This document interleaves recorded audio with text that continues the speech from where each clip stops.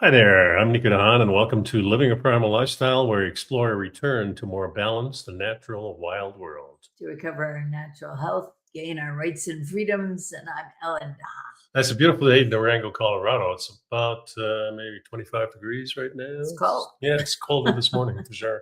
Expecting maybe a little snow, but most of the snow is going to fall east of us, I Or believe. south of us, Or south north of of us. Yeah, but not us. Yeah, but not here. Please subscribe to our channels. Hit the like button. Let me get the banners up here. Yeah, please subscribe. Hit the like button. Hit the help our channel grow. Yeah, we post on also LinkedIn and Facebook, right? And Odysee. Yeah, we're also Odyssey and YouTube.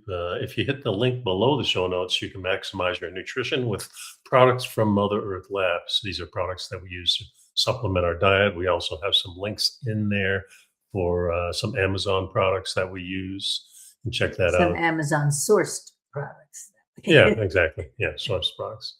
And of course, we look at mainstream news stories about anti-aging, natural health, history, and climate, as well as our freedom, and we do our own analysis. So all the topics for today's show are in the show notes listed below in the description. If you have any questions or comments, you can reach me at nicodehaan@me.com.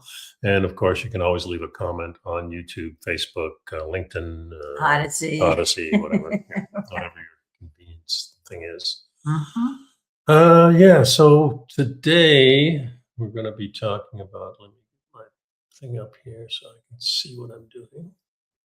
If I just hit this button here. Yeah, I've got it. Thank you, honey. So we're going to talk about the food pyramid right now. The new food pyramid. The new food pyramid, yes. So let me see. Share screen. The entire screen, and that's the one right there. We'll get it together here soon.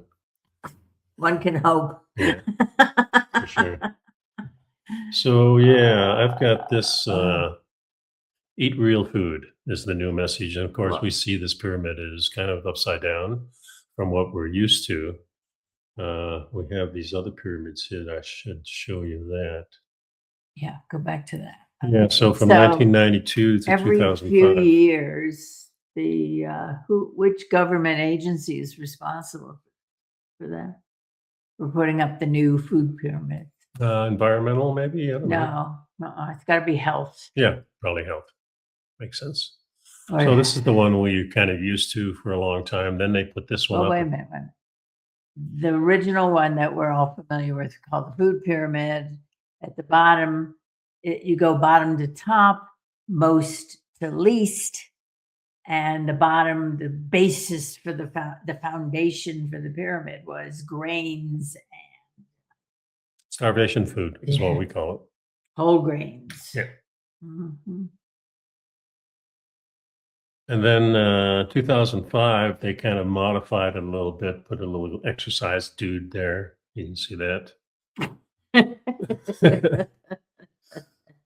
And this was a little more confusing. I think that's why they went to the plate in 2011. And of course, then where do you start on this one? Do you start with vegetables, fruits, grains, and then end up with protein? Well, the My Plate was just sort of dividing up approximate percentages of your diet. Yeah. That should. What happened? I don't. You press something. Okay. Let me get this back here. Not under our control, apparently. Okay. All right. So we're looking at, I don't even ever remember seeing the one from 2006. Yeah. 2005. Or 2005 to 11. Yeah, I remember seeing it, but I don't think many people paid attention to it. And I never saw those stairs or any of that other stuff. That was just kind of weird. All right. So then the last time I knew about changing everything was My Plate. I mean, we've been going by the original pyramid. Yeah. All right. So the My Plate didn't list any foods. It just showed types of foods or categories of foods. Yeah, a little dairy on the side. You can have a fork. I guess you don't have a knife on this one. Or a spoon. Or a spoon. But anyway, they've revised it, and they've been revising this about every 5 to 10 years, I guess. Well, 11 to 25 is Yeah, there was 14 14 years. years, and then it And was 6 92 years. to 05 was 13 years. And it just doesn't seem to be any real, What? any schedule to it. Yeah, Okay, same so with the computer here. what are you doing? Well, I didn't touch anything, and all of a sudden it just went off again. So, All right, well, let's just go to the article. well, yeah, but I still need to share the screen, right? Yeah. So anyway, let's go here for a second. See our faces. There we are. We're looking good. Stick with us, This is folks. live podcasting for you, folks. Yeah. I'll just get rid of this one. Maybe that's the problem. Too many browsers up. Yeah. And go to here. There we go. Yeah. So the All old right, so pyramid scroll versus. down so we can see the top of that article. Scroll up. Yeah. No, other way. The only way we can go. Well, we got. Oh, gotcha. Okay. So this is the new one. This is the new one that was just released, just put out, and it's initially a little bit confusing. Well, first of all, instead of starting from the bottom, now we're going to start from the top. Start from the top. And we're going to start from the left. From the left. Left, up, down, up to down, left to right. That's what's been explained by the pundits who are analyzing this. Because when I initially looked at it, I went, huh? You know, fruit and vegetables right at the top, just like the protein. That doesn't make any sense. Yeah, it makes more sense in a way because, of course, our diet is more towards very low carb. And we're really concentrating on the protein mostly from animals. So it makes sense to me that you start on the left, and that's where all those animal foods are, including dairy and fish and everything else. Then you move along to this little portion here, and it's vegetables and fruits. And then you kind of just mosey down. Or then you get to oils in there, good oils. And it's just one oil, it looks like. Well, but it's avocado and it's butter, you see. Yeah, but the oil looks like probably. It looks like olive oil. Yeah. So that's cool. Yeah. And then you're talking about, see, the eggs are here and butter, no more margarine, I think. And what the emphasis really is that we're going to say real food. So when we say real food, we're talking about once you get the food home, it hasn't changed really from the place that it came from. It isn't processed into unrecognizable forms. Right. And the most processed foods are what? Of course, the grains. Well, yeah, the breads, any kind of cereals, things like those are really highly processed. It's not like oats where you just take oats and you hull them a little bit and then you can put some liquid on them and that's boil them. Yeah. So there are some processing. I mean, no matter what you eat as far as grains are concerned, which are really seeds, you've got to process them. You don't have to really process. Otherwise you can't digest them. They go right through your system whole. Yeah, that's true. Yeah. In fact, that's nature intended it that way because when, for example, a cow eats a bunch of grass seed, then it comes out already fertilized at the other side. Yeah, it's a good system. Yeah, works pretty well. And if you look at the pictures carefully, you see that everything, that all the protein, dairy, and healthy fats are there. And then in the picture. Yeah. And then you have vegetables and fruits. And then at the very bottom, I think whole grains. Is the whole grain. And they don't mention any highly processed grains. No, whole grains are processed also. Let's look at the text. Okay. Okay, so it says grains which were once the foundation of the suggested diet are now the smallest group related to the bottom. Old versus new. Okay. Yeah, I'm sorry, I didn't highlight it. Protein, dairy, healthy fats, fruits, and vegetables are the largest categories competing for the top. Yeah, interesting. It says protein isn't itself wasn't a category on the popular diet, the visual part of it, until about 2011, at which time it was still suggested in smaller portions. The latest guidelines not only focus on protein as a category, but the suggestion is the intake has increased to 1.5 to 1.6 grams per kilogram. 1.2 to 1. 1.2 to 1.6 Mhm. grams per kilogram of body weight. And that was up from the previous one, which is really basically they doubled how much you could eat. Yeah. Well, how much they recommended on a daily Yeah. basis. Yeah. And then the attitude towards fats also made a near 180-degree turn. And previous nutritional guidelines had suggested minimizing or avoiding full fat dairy and all types of fat, including healthy and saturated. Now, 3 servings of full fat dairy are recommended a day. And RFK Jr. Secretary Kennedy has declared that the USDA is ending the war on saturated fat. So this picture is a nice visual. Yeah.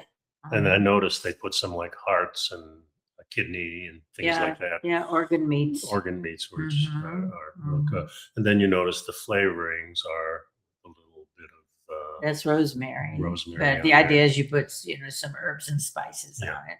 Yeah.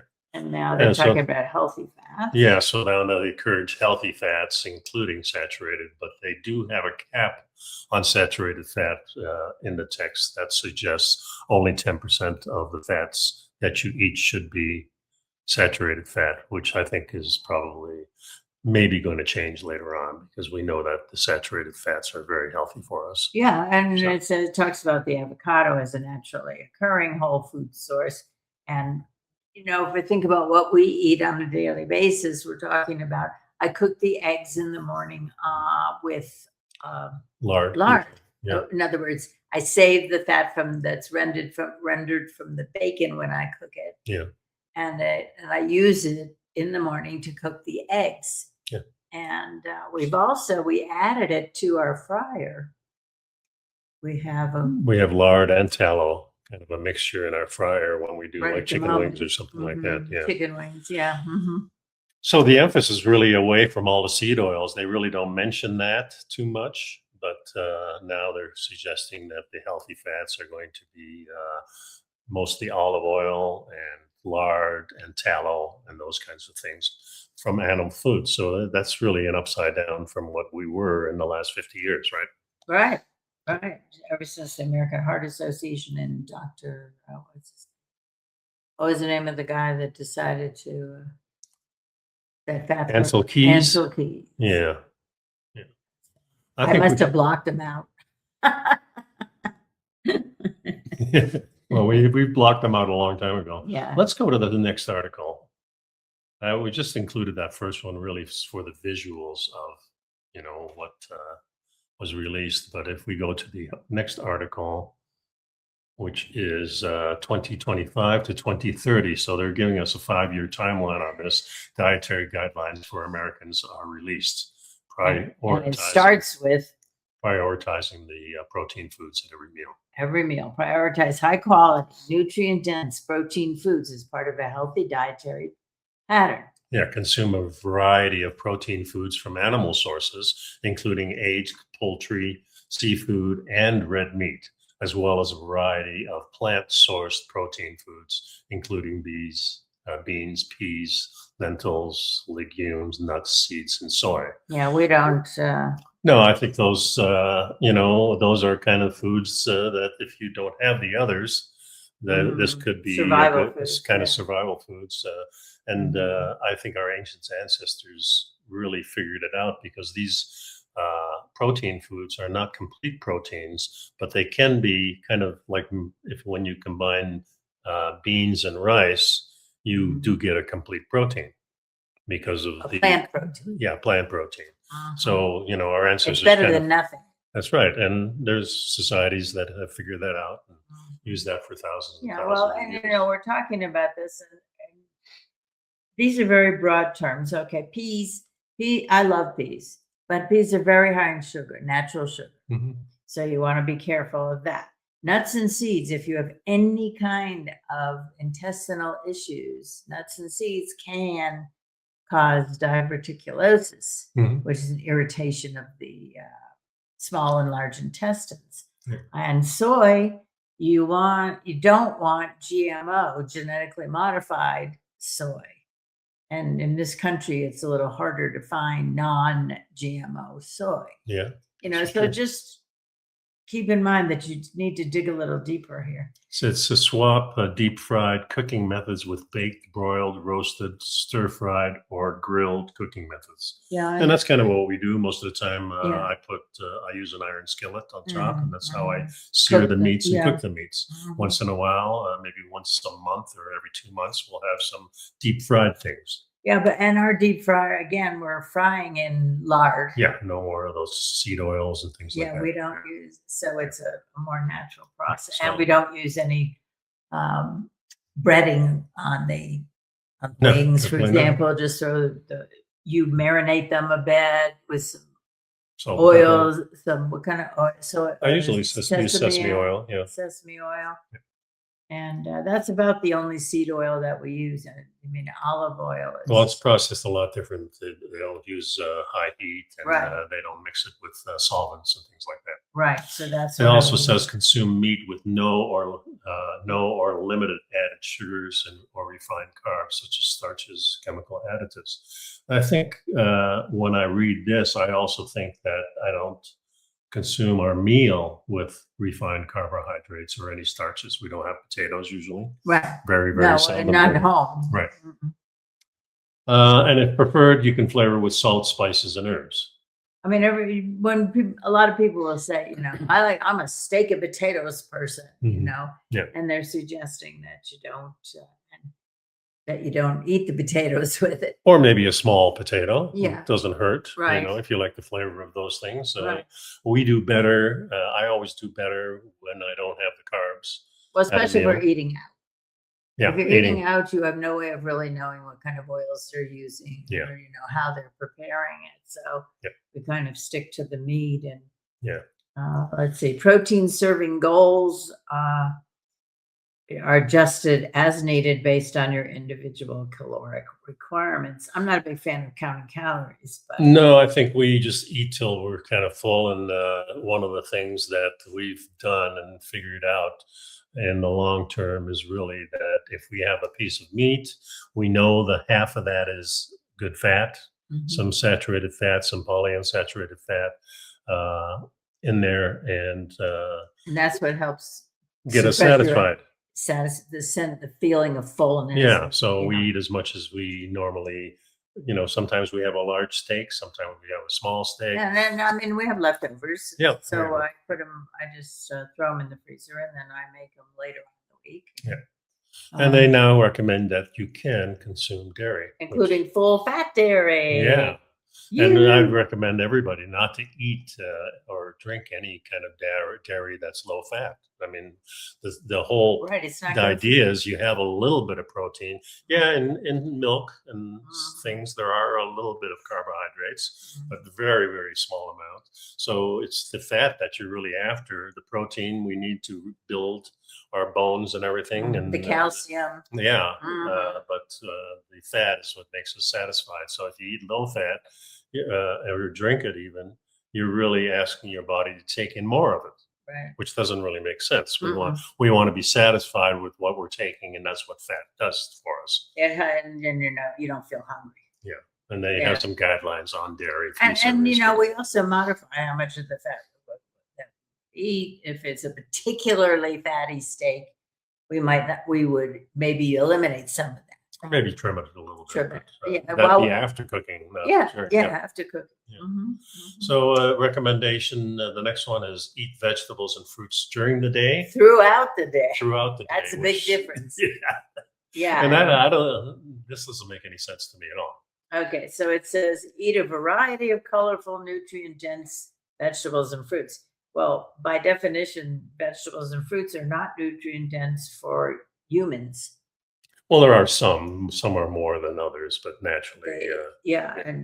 But I mean, I wouldn't immediately think of a vegetable as nutrient dense, although if you get the right combination of vegetables, you get some trace minerals, you Yeah. get some things that Sure. you need. Yeah. So then it says eat whole vegetables and fruits in their original form, wash thoroughly prior to eating raw or cooking. Good. And vegetables, normally you cook them. There's a few that you could eat raw, like celery and stuff like that. Very few. Mostly. Frozen or dried or canned vegetables or fruits with no or very limited sugars. Those are pretty good options. And those, again, we consider these things that are in cans and stuff Starvation food. kind of starvation foods. We're gonna accumulate those so we're prepared for some bad times if they're in our future. Yeah. Okay. And then, of course, they talk about salt, spices, and herbs. 100% of fruit or vegetable juice. Now that's very high by definition because it's processed down to the juice. It's very high in natural sugars. Yeah, it's all pretty much. And So it says remember, it used to be standard that in front of the TV, there's the juice. I remember, and we've told this story many, many years ago, I think, was that back when we first moved to Florida back in the 70s, the early 70s. you went to yeah. a restaurant, they would give you a little a thimble, shot shot glass of freshly squeezed orange. yes. And then it slowly in the 80s, maybe late 70s, it started changing where all of a sudden you get this big Well, 8 ounce. Well, you got 4 ounce, 6 ounce, and then 8 ounce. Yeah, and then a of full course, glass. yeah, and now of course with sodas and everything, they have the big gulp where you have this huge thing. You remember those things are all carbs. So things have started to change as far as maybe the lexicon of how we appear when we go to a restaurant. Are they going to give us that big jug of? Well, they don't do soda? it anymore. No. So. They don't do They're it gonna anymore. limit They give you those free refills on sodas, and Yeah, whatever. But all right, so it says that every bit of fruit or vegetable juice should be limited in quantity and also diluted with water. If you're going to have more than just. I just say stay away from it. Yeah, we don't drink orange. Then they juice. give you a suggestion of fruits and vegetable serving goals. Vegetables for a 3 day. servings a day and fruits 2 servings a day. Well, There you that's a lot of fruit. Now, another one is incorporating healthy fats.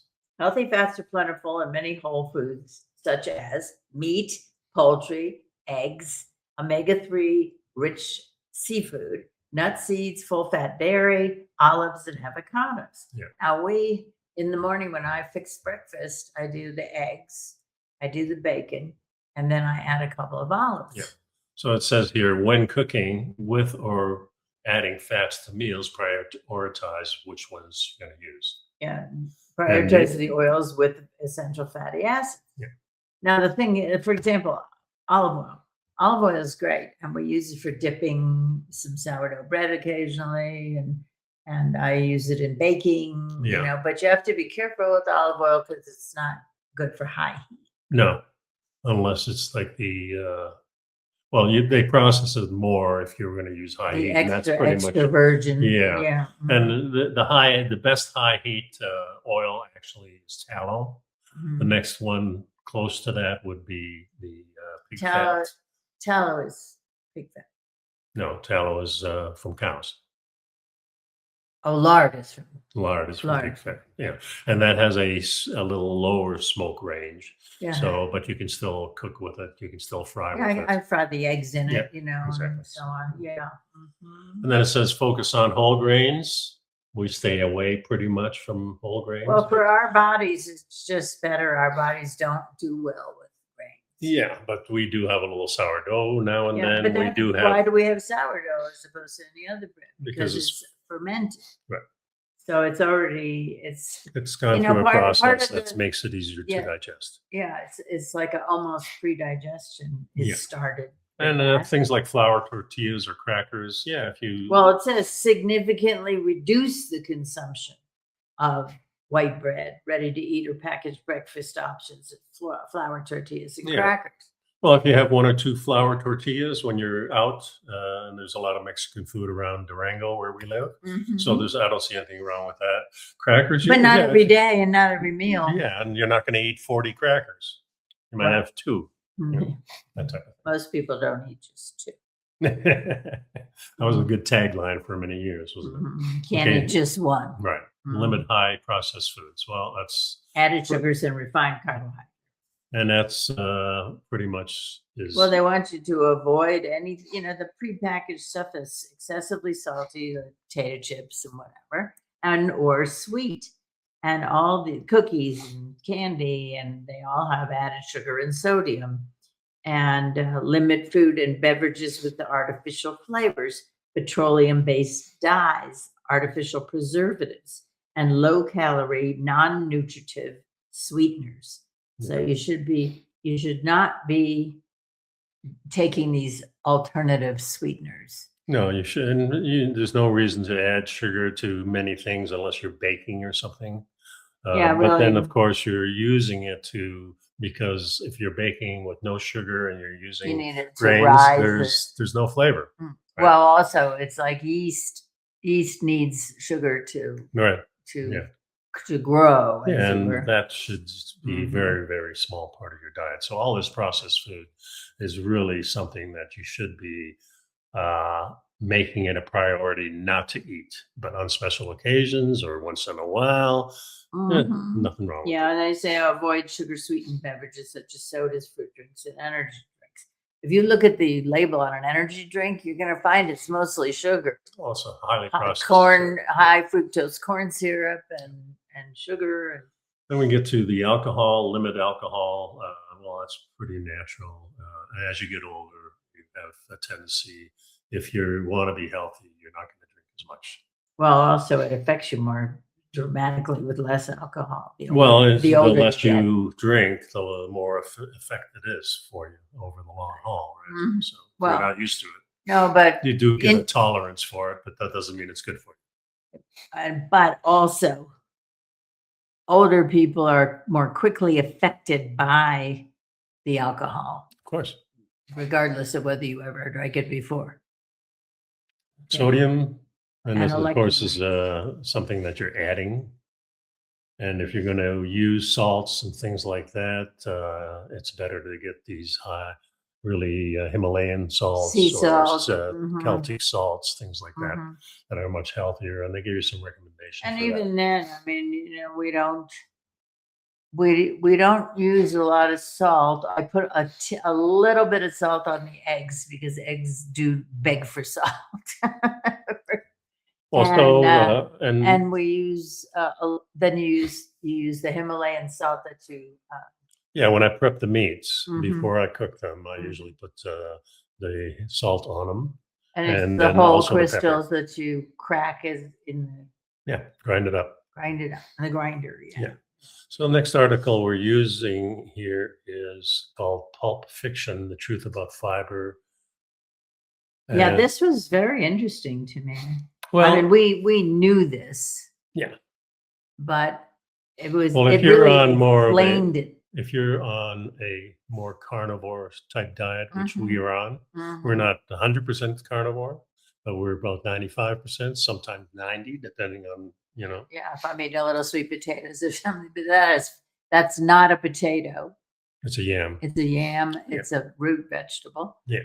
And it's also got fiber in it, so, but what we know, the myth of fiber is that you can only get it, from grains and from. Well, there is, of course, muscle fiber, which is the fiber that you get from meats, but that's not classified as dietary fiber for some reason. Well, because the people that make Metamucil are trying to sell Metamucil. I suppose so. That's why. Yeah. So it says fiber comes from the cell walls of plants. It provides shape and architectural structure to support the plant. Animals do not contain any fiber. Now that's not strictly true. And anyway, and so fiber is indigestible, and that's why it's supposed to be so good. It goes through the system. So now there's two types of fiber, soluble and insoluble. So all plant foods have both. And well, the insoluble fiber is kind of what they call the tough stuff right here, and they have a diagram. Roughage. Yeah, it's the roughage, and it goes through your body. It doesn't really get digested. It doesn't dissolve in water. Right. That's what insoluble means. Right.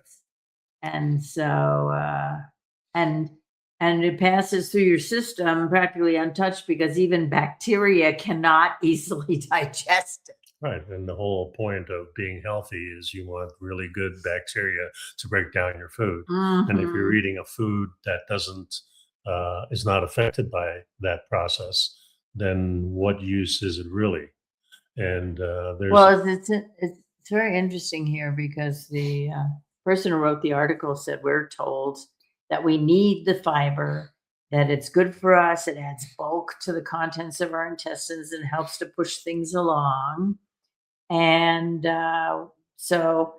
and then we're also told we need them to sweep our innards clean of potential toxins. However, the author of this article was not able to locate a single scientific article explaining what those toxins might be. it might be the fiber itself. Yeah, right, exactly. So, And how, and there was no article about how insoluble fiber removes that.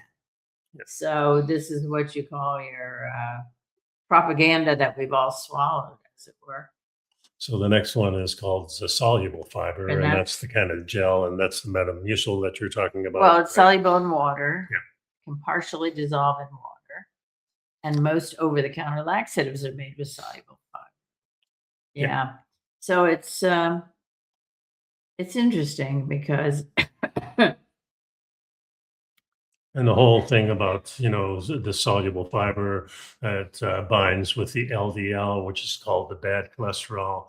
A lot of that stuff, low density lipids. yeah, a lot of that stuff is being debunked, and I just come to the conclusion myself that we really don't need fiber. I had a lot of fiber. I remember adding fiber. Yeah, all the time we were trying to take fiber and it gave you nice large bowel movements, and you thought, hooray, I'm really doing my body good, but is it putting more stress on the body?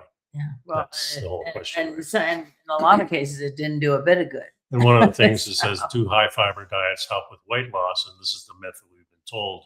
Most studies show little or no weight loss benefit. But it does say here that study results were mixed. Yeah, and that's the thing. They can't really point well, to a lot of the studies were poorly designed, they say. Yeah, they were whatever. I mean, when the people who make Cheerios have put hearts on their boxes and say they're heart healthy. Yeah, and also remember that all this advertising and stuff that happened after World War II, especially the visual stuff with TV, not just radio, was being sponsored by the cereal companies and the packaged food companies. And we were always told, and of course the news was going along with this, right? So any health news that you got from the TV would be paid for by the advertisers. Paid by, and influenced by the advertisers. So here, the next thing here is we talk about is, does fiber protect the colon from cancer, constipation, and other diseases? And here the conclusion is no. No, it says a strong case cannot be made for protective effect of dietary fiber against colorectal polyp or cancer. Neither has fiber been found to be useful in chronic constipation and irritable bowel syndrome. It is also not useful in the treatment of perianal conditions. The fiber deficit diverticulosis theory should also be challenged. We often choose to believe a lie, as a lie repeated often enough by enough people becomes accepted as the truth. We urge clinicians to keep an open mind. Myths about fiber must be debunked and the truth substituted. I think the biggest conclusion that I came to is, if fiber was very necessary and if you didn't consume fiber, it means that you get cancer, would be the study of the Inuit people all around the world who don't eat any fiber pretty much most of the year, and how they switched to the Western diet, which contains a lot of fiber. And you see the statistics saying that they had virtually no cancer before, and now that they're on, and even our native people here who ate mostly Well, they were given a lot. Well, on the reservations, they were delivering big bags of flour, processed white exactly. flour, and Yeah, and then they started getting carbohydrate heavier. heavy. Yeah, Mhm. so we see a lot of the indigenous people all around the world who have switched to the more Western Western style diet. That they first of all gain weight, and then all of a sudden they get a lot of health problems, and Yeah. that's great for the economy of our type of economy that we have based on so-called health. Based on right? making people sick. Yeah, pretty All much. right. So here's this I found extremely interesting. Is saying, is there any reason not to eat carbohydrates? And the bacteria on the bottom says we cannot digest the carbohydrates that make up soluble fiber, but the bacteria in our large intestine can. And they do. Undigested carbohydrate fibers arrive in the colon. They attract huge numbers of bacteria for a free lunch. So, what's wrong with that? Well, turns out that the bacteria don't exactly digest the carbohydrates, they ferment them. And in the process, they give off gases like carbon dioxide, hydrogen, and methane. Not only can these gases make you unpopular at parties, but they can also cause uncomfortable cramping and bloating, both of which are common sense signs of poor digestion. Yeah. It says, listen to your body. And that's not the type of bacteria that you want if you're eating more of a carnivore diet. One of the reasons for switching to a more low carb type of diet is so the bacteria in your body changes. Right. And your body is, of course, it's the bacteria in your body that digests everything and gives you the processes it and gives you and sorts out the nutrients and whatever. So, and it says that, and there was a story about somebody who had an old container of Metamucil. She threw it down the sink, turned on the water, and ended up with like a concrete block in her pipes there. And it says, if you don't drink lots of water along with your soluble fiber supplement, you too could find yourself in need of some expensive professional assistance. We're not meant to swallow concentrated extracts of plant fiber. We were designed to eat whole foods. And that's why Mother Nature designed juicy, appealing fruits, complete with their own water supply. Yeah. About 150 years ago, the world was populated by two kinds of people who were still eating traditional diets of various types, and people who started eating a modern diet. Yeah, and this I found very interesting. Yeah, the traditional diet folks were eating all sorts of things depending on where they lived, so their diets varied tremendously from one culture to another. Some ate mostly meat, some ate meat and dairy products, others ate poultry, grains, and vegetables, some ate fish, coconuts, and fruits, and all of these traditional people were incredibly healthy compared to us. They all had low rates of cancer, virtually free of heart disease, diabetes, and obesity, and they had strong teeth and bones and normal blood pressures. Yeah. The modern diet folks were also eating all sorts of things depending on where they lived. So their diets also varied tremendously from one culture to another. They also ate some combination of meats, fish, nuts, fruits, vegetables, and grains. But what set them apart from the traditional people and what made their modern diet? Their diet's modern. The diet's modern was the addition of the highly processed flours and lots of amounts of sugar. And I would say probably different types of salts also. Yeah, and so time after time, when the health of a traditional culture was compared to the health of a modern culture, the traditional culture came out on top. So it was clear to researchers that modern diets were unhealthy.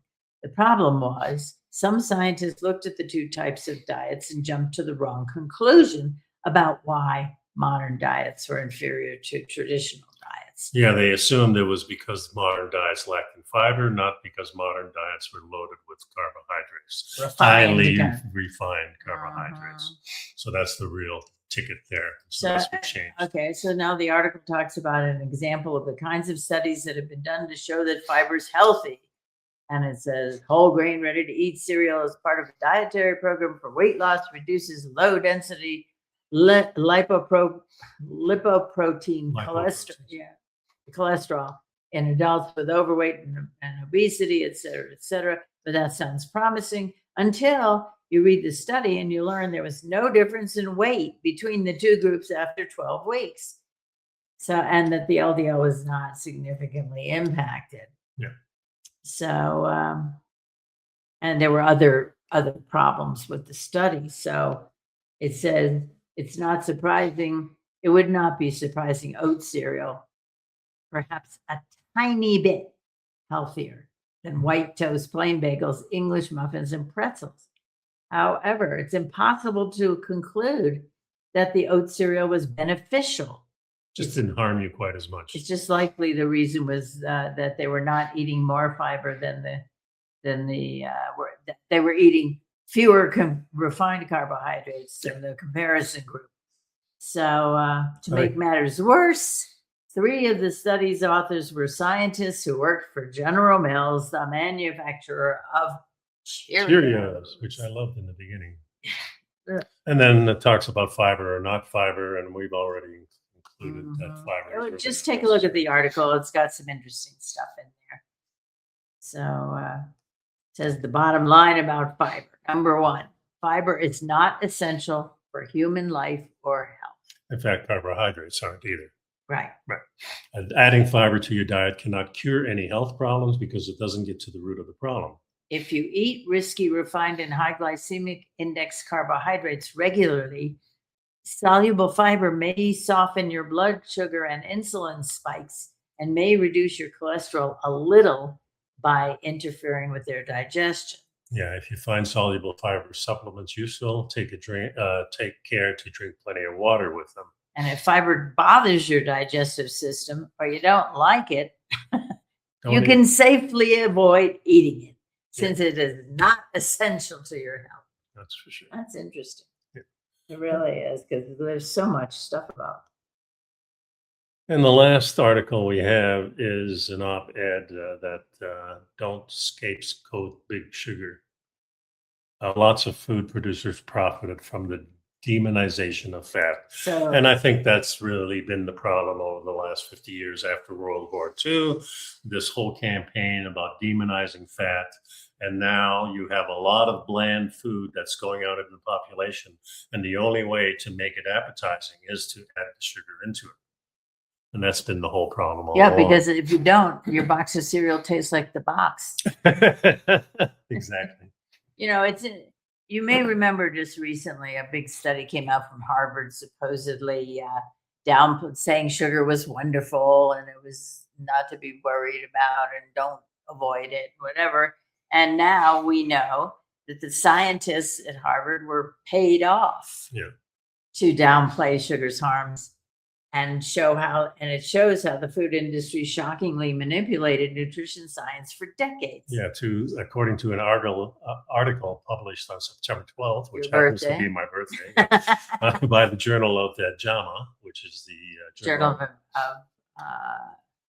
American Medical Association, Internal Medicine. The sugar industry formulated a game plan in the mid-1950s to capitalize upon the idea of gaining traction at the time among the leading nutritionists that dietary fat and cholesterol is caused heart disease. So there were only 3 macronutrients: fat, protein, and carbs. And sugar executives recognized that if Americans could be persuaded to adopt a low-fat diet, they would invariably eat more carbs. Think cereal instead of eggs for breakfast, cookies rather than cheese as a snack. Predicting that some 20% of the calories would shift towards carbohydrate, a windfall to all the carbohydrate industries. And sugar executives paid Harvard scientists to water down the 1967 review of sugar's potential harms, and instead pinned the blame on heart disease on fat and cholesterol. So that's really where it all kind of went downhill from there.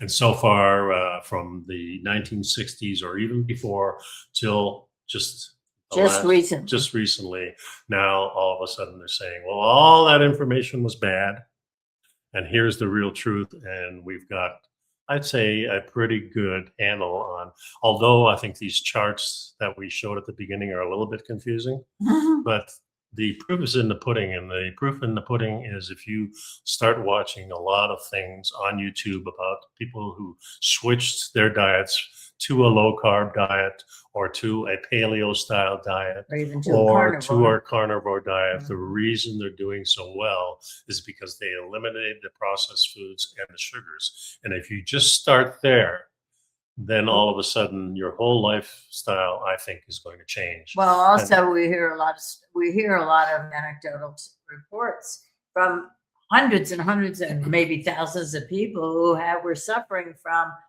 severe and debilitating conditions that cleared as soon as they stopped eating, yeah, everything. no doubt as about it. soon A as lot they, of your symptoms will start going away. well, as soon as they began emphasizing the protein. And I think all these diseases, these modern diseases, really stem from the food, not because all of a sudden we're getting weak as human beings.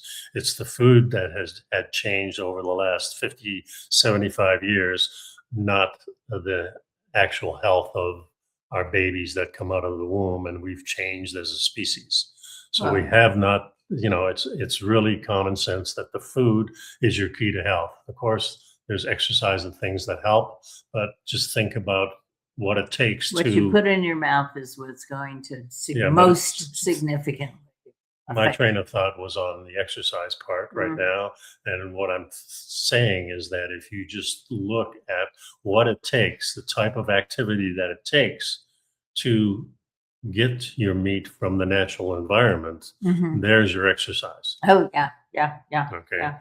So all these little exercise regimes that we have are really trying to replace the food gathering part, Mhm. getting our meats and things like that, and maybe Mhm. some of the vegetables gathering, but mostly it's the hunting. And if you've been a hunter, you know it takes a lot of exercise, and you have to first of all pick up the animal once Well, you've first killed you it, have to and be able to kill it. and you have to get it. And remember, our ancestors didn't have the guns, and for many Right. thousands and thousands of years, they Mhm. used projectiles and things like that that were a lot Rocks different, and spears or and whatever, maybe by hand. Maybe they took jujitsu and strangled an animal. Who knows? But All anyway, right, I wanted to point out a few things from Okay. this article here. Where are That's it. Okay, we're just near the beginning here. All the carbohydrates. All right, so it says the carbohydrate industries profited from the demonization of fat, and consumption of flour and cereal products increased by 41%, including 183% increase in products from corn. And then the Journal of the American Medical Association Internal Medicine article said that not only were the sugar executives involved in this shift, but you would also, if you search the files of corn or wheat industry executives, certainly letters reflecting a similar strategic thinking turns up. And as early as 1941, Quaker Oats, General Foods, the American Biscuit Company, and others joined forces to found the Nutrition Foundation, which spent millions every year on scientists and research, presumably in the interest of their products. And it wasn't all fats that were demonized, but specifically saturated fats that started from the American Heart Association guidelines in 1961. And then vegetable oils were invented in the early 1900s. And so consumption of them exploded during the 20th century. And all sweeteners increased during the same decades. By 19%, vegetable oil consumption rocketed up 91%. Yeah, and one of the biggest thing is that the vegetable oil industry also used a variety of big tobacco style tactics to influence the science. I think if we break it down, and we're getting close to the end of our time here, if you consider that companies want to make a profit, and it just really makes a lot of sense, if you've got something that on the shelf that is a box with some processed food in it that can stay on that shelf for 2, 3, 4, 5 years and not really change in its formulation. Not go bad, as it and were. not go bad Mhm. compared to having a refrigerated product. And remember, before the turn of the century, probably people didn't have a lot of refrigeration. I still remember the Iceman coming around in the 1950s to get our refrigerator cold because we didn't have the refrigerator that was electric. It's called an icebox. It was an icebox, exactly right. So when you look at it from a company standpoint, how can we make more profit? Is it easier in that box that lasts for 5 years, or is it better to have a system where you have fresh food that you better sell, Mhm. otherwise it goes bad? Mm. Well, There's your whole answer right there. I think. Well, and the whole answer is because it costs you too much money if you have to throw away food. There you go. That's the problem. So the center aisles of the grocery store are full of boxes and cans. Yeah. And it's only on the outskirts that you have anything that might be considered fresh. Yeah, and I think from the time we started our show back in the was it 2006 or something like that, we've been saying that stay away from that middle aisle where all the boxes are. Go around the perimeter where your fruits and vegetables. And it was our own experience too of how much our bodies changed as soon as we stopped eating the cereal for breakfast. Yeah, well, that's the biggest change, of course. And so, we don't have to read the rest of this article. It's pretty evident that I think we're going in the right direction. It's still maybe a little confusing to some. Well, I just want to summarize the ending of it. Right. It's basically that nutritionists were sold a bill of goods from the 1950s onward. Scientists took the leap and said, oh, saturated fat and cholesterol are the primary cause of heart disease. They drank the Kool-Aid, and that was what they were pushing. And there was a well-known, in 1967 Harvard Review, a nutritionist published that fat caused heart disease. Now, later on, he went on to accept a lot of money from the sugar industry to fund his research. And it says, right now, we're living in an anti-sugar moment. Sugar is no doubt bad for health, but during the 50 years that obesity and diabetes have skyrocketed, the major shifts in Americans' diets were from fats to carbohydrates, from saturated fats to vegetable oils, and those industries also manipulated the nutrition research, and their products must be considered as possibly responsible for our current ill health. Pretty simple. Yeah. And that's pretty much wraps up the whole thing, I think, right there. That we switched from fats to carbs and from saturated fats to vegetable oils. And when you do that, you really mess with well, too much sugar, too much processed food, not enough whole foods, the high processing of the foods, the additives in the foods to keep them from going bad on the shelf. So many things contributed to the degradation of our food. Yeah. And the commensurate degradation of our bodies as a result. Yep. So on that cheerful note. That's our show for today. Well, folks. The point is here, though, that you do have choices now. And so do your research, do your homework. And to conclude, I think the reason why it's important to have a track to run on, which this gives us, is because the schools and the hospitals go by these guidelines. Yeah, so the new not guidelines. So much for us. These guidelines are, what the government is going to, hopefully, these hospitals where you're supposed to be getting better. Yeah. The first thing they should bring in is the best chefs in the world should be in the hospitals cooking us great food. And then people wouldn't mind going to the darn hospital. It wouldn't be a deathbed. So if we change the schools and we change the hospitals, that's going to be a huge difference in people's health. Yeah, I'm not overwhelmingly optimistic because it costs more money to make good food. No doubt about it. So let's see. All of a sudden our insurance is going to go up. Hopefully, no, the insurance went up because of the bad health. The more ill we got, the more it costs for insurance. Yeah. And if you use, it's like our Medicare. If you use it for something, they increase your premiums next year. But I did read that the premiums for Medicare it was Medicare or Medicaid. I'm not sure which. Anyway, the point is that nothing's free. Yeah. Our show is. Yeah, but our show. Yeah. Thanks for sticking around, folks. Be well and be safe. Bye-bye.